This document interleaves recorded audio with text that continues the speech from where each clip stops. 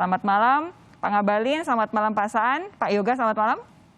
Malam. Assalamualaikum warahmatullahi Terima kasih sudah bergabung di Sapa Indonesia Malam. Saya mau ke yang mewakili Istana lebih dulu nih, Pak Ngabalin. Jadi apa ini respons internal dari Istana soal munculnya isu desakan reshuffle yang kembali mengemuka saat ini? Ya, terima kasih Sofi. Assalamualaikum untuk Mas Siva dan Bung Saan ya. Informasi tentang reshuffle ini kan juga didapatkan, didengar, dibaca dari media online, siaran TV. Sofi lebih banyak menyiarkan juga. Jadi dari istana ya biasa-biasa saja sampai hari ini kerja biasa, belum ada informasi, belum ada perkembangan yang bisa kami sampaikan terkait dengan masalah apa yang Sofi tanyakan kepada saya tentang rencana reshuffle kabinet ini. Tapi kalau kemudian ada survei menyatakan kepuasan terhadap kinerja pemerintahan menurun, itu juga tidak jadi pertimbangan untuk saat ini? Ya, kalau lembaga survei kan harus kita tahu bahwa lembaga survei tidak berdiri sendiri, bahwa hasil-hasil survei yang mereka lakukan juga adalah bagian dari kerja-kerja intelektual, bahwa nanti ada pertimbangan reshuffle atau tidak itu kan di luar daripada kewenangan kita semua yang berdiskusi malam ini.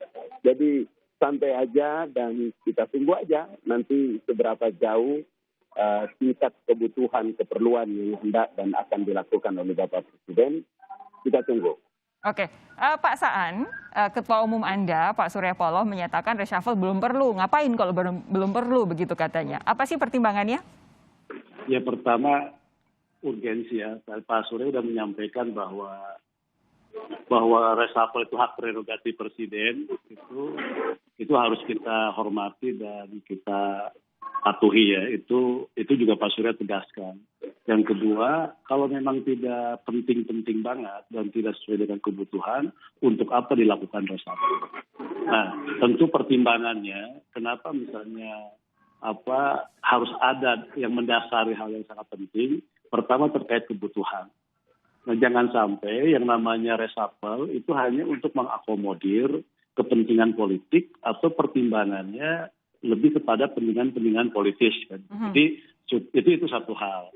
Yang kedua, pertimbangan reshuffle juga, kalaupun akan dilakukan oleh pemerintah, itu harus membutuhkan kebutuhan yang sesuai dengan situasi hari ini.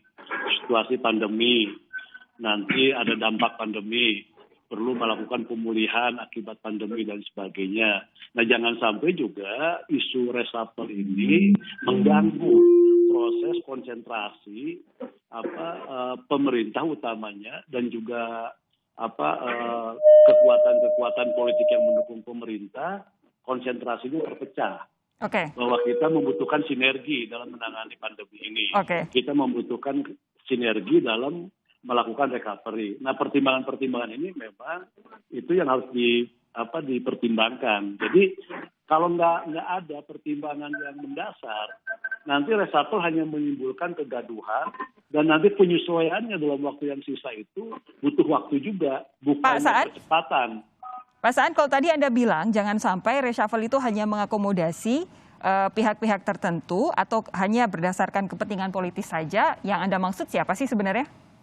Ya, saya nggak punya pretensi terhadap siapapun. Tapi sekali lagi bahwa yang namanya reshuffle itu harus didasarkan kepada kebutuhan mendesak pemerintah dalam mengakselerasi terkait dengan penanganan pandemi maupun juga recovery. Tapi sekali lagi spekulasi terhadap reshuffle ini perlu segera pemerintah klarifikasi.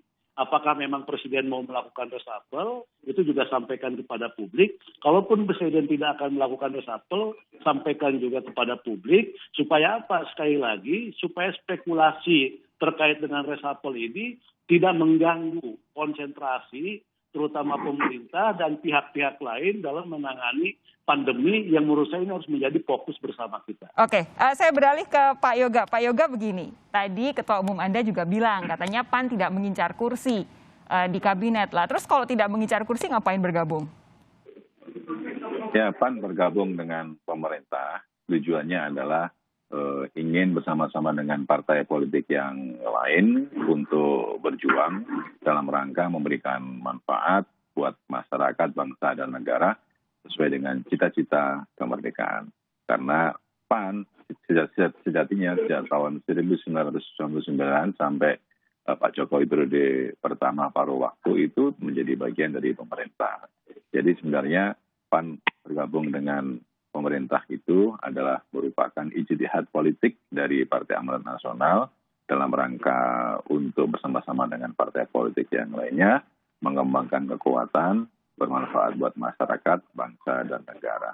Oke. Persoalan reshuffle, itu PAN sangat menghormati etika politik sesuai dengan pasal 17 Undang-Undang Dasar 1945 yang menyatakan bahwa itu adalah merupakan hak prerogatif Presiden.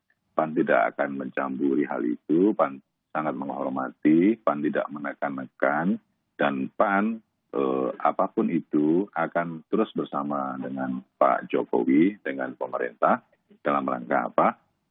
Sampai tugas selesai tahun 2024, menjelang pemilu, kita akan melaksanakan pemilu lagi. Jadi intinya bahwa PAN masuk di kabinet itu adalah merupakan keputusan dari PAN yang secara rasional menjadi dukungan dari seluruh internal partai politik untuk menjadikan kekuatan membangun masyarakat, bangsa, dan negara. Pak Yoga begini, tadi kalau dari Pak Wali Muchtar Ngabalin bilang pemerintah saat ini masih adem-adem saja walaupun ada isu reshuffle. Lalu dari Pak Saan menyatakan ya kalau tidak perlu ngapain ada reshuffle. Nah ini kalau dari sinyalemen baik dari Istana maupun dari salah satu partai pendukung Pak Presiden yang jauh lebih duluan dibanding PAN, itu ngapain mikirin reshuffle saat ini? PAN sudah siap kalau misalkan tidak kebagian jatah kursi sama sekali di kabinet? Ya, PAN tetap siap untuk membantu pemerintah dalam rangka untuk meningkatkan kualitas program-program pemerintah ke masyarakat agar program-program ini bisa efektif, efisien, dan bisa memberikan manfaat buat masyarakat, bangsa, dan negara.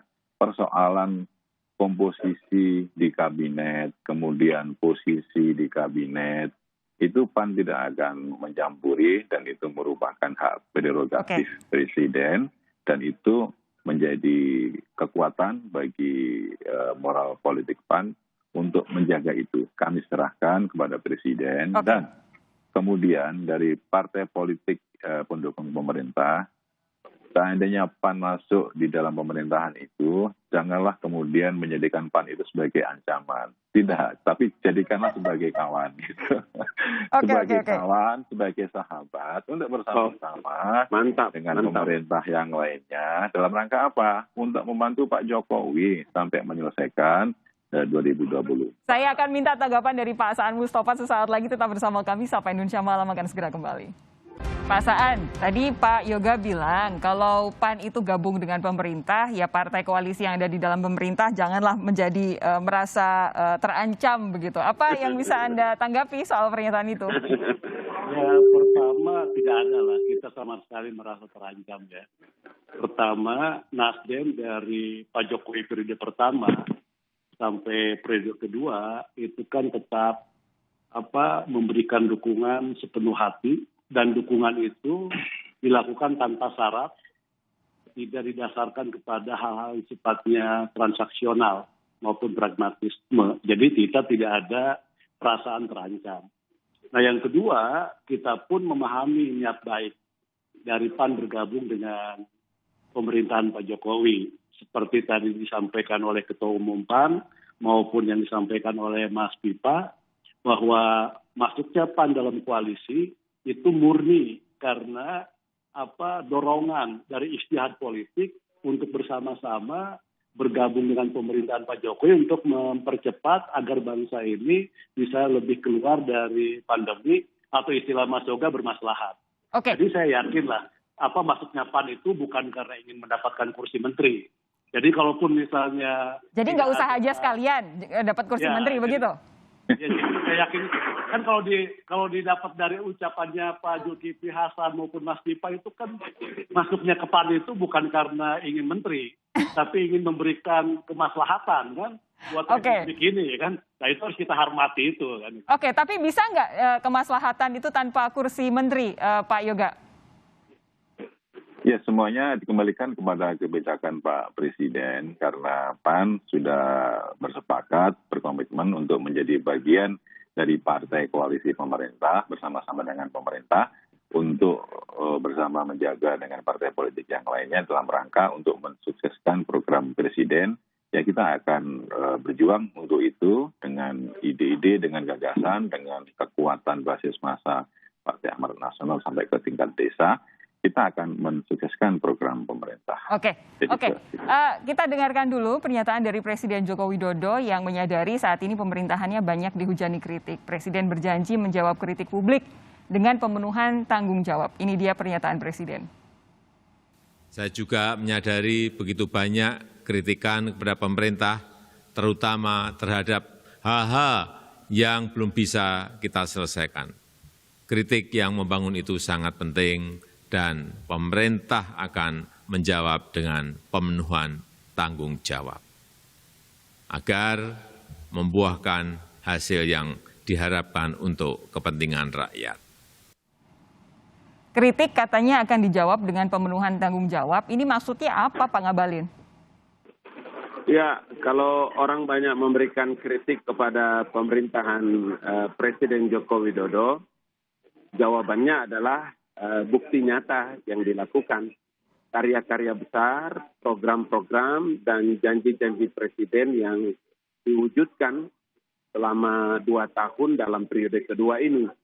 Jadi kritik adalah bagian terpenting yang bisa diterima oleh pemerintah. Begini. Dan Presiden membuka diri, dan semua kritik-kritik itu bisa Presiden buktikan dengan karya-karya nyata kan. Di awal-awal pandemi itu Pak Jokowi dikritik keras waktu itu karena mempertahankan Menteri Kesehatan saat itu, Pak Terawan begitu. Tapi akhirnya kritikan itu ditindaklanjuti oleh Pak Jokowi dengan adanya reshuffle. Waktu itu Pak Terawan akhirnya diganti dengan Pak Budi Gunadi Sadikin.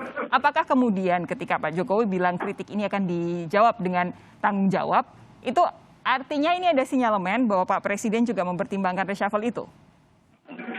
Ya, kalau soal reshuffle itu terkait dengan tingkat kebutuhan. Yang bisa memberikan penilaian dan merasakan itu adalah Presiden sesuai dengan amanah Undang-Undang Dasar 1945. Tidak ada satu kebijakan yang diambil oleh Bapak Presiden dalam kepentingan politik kecuali berorientasi kepada kemaslahatan rakyat, bangsa, dan negara. Karena itu ketika kita membicarakan tentang Mas Yoga dan Partai Amanat Nasional, ahlan wa sahlan. Dan ini di pihak politik yang orientasinya adalah untuk kepentingan pembangunan bangsa dan negara.